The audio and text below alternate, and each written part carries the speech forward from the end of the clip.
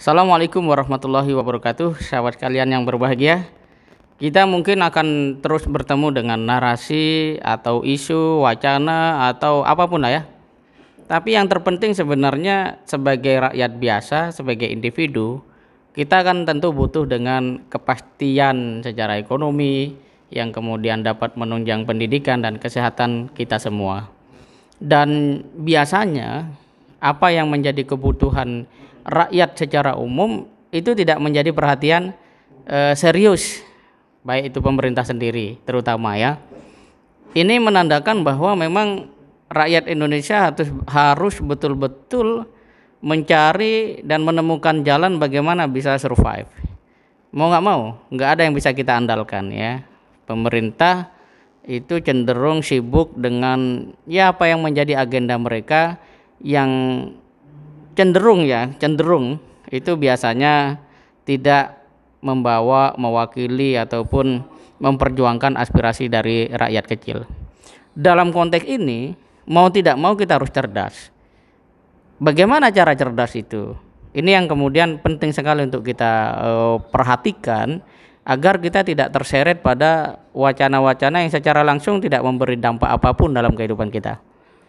Cerdas yang pertama, kita harus tahu apa yang mesti kita lakukan untuk kehidupan kita secara lebih baik, mulai dari lahir sampai batin atau dari batin sampai kepada lahir. Maka jangan ada waktu terbuang sia-sia, atau jangan sampai umur kita gunakan untuk hal-hal yang tidak produktif, atau kita harus menjauhi apapun yang pada akhirnya tidak membangun karakter apapun, karakter positif apapun di dalam diri kita. Yang kedua, kita harus mulai belajar dan berjuang bertanggung jawab terhadap diri sendiri sehingga kita bisa mulai menjadi pribadi yang disiplin. Satu kunci kesuksesan itu disiplin. Kalau kita tidak bisa disiplin, ya apapun pengetahuan kita, cita-cita kita, ya dari manapun kita, apapun yang menjadi semangat dan narasi kita, kalau tidak disiplin agak sulit kita untuk bisa bertemu dengan keberhasilan. Untuk tidak mengatakan itu adalah satu hal yang mustahil dicapai. Keberhasilan itu mustahil dicapai. Dan dalam syariat Islam sebenarnya kita harus bersyukur karena ada perintah sholat 5 waktu sehari semalam. Ini artinya ada satu latihan disiplin yang secara terus menerus penting kita lakukan, dan kalau ini kita berhasil lakukan akan berdampak sangat baik pada urusan-urusan lainnya.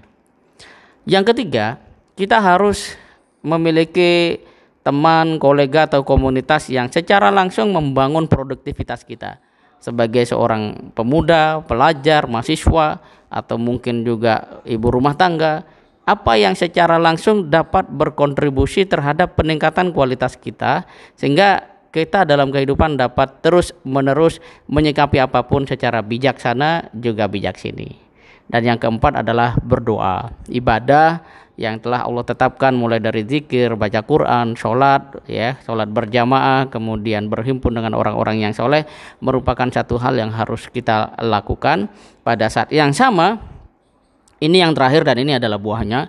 Kalau memang kita memiliki satu kemampuan menguraikan gagasan secara lisan atau tulisan, maka lakukanlah itu untuk memberikan suara-suara kebaikan.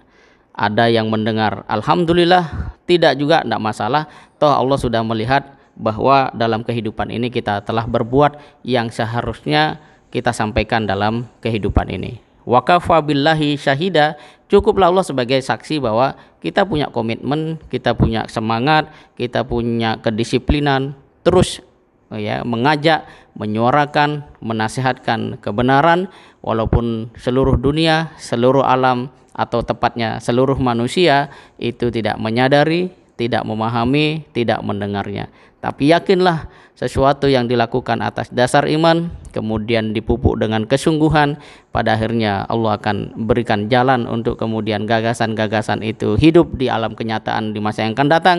Pada saat yang sama pahala yang tidak terputus akan Allah berikan kepada kita di hari akhirat nanti. Ini adalah sebuah solusi agar kita bisa tumbuh ke depan menjadi manusia yang berarti. Semoga bermanfaat. Assalamualaikum warahmatullahi wabarakatuh.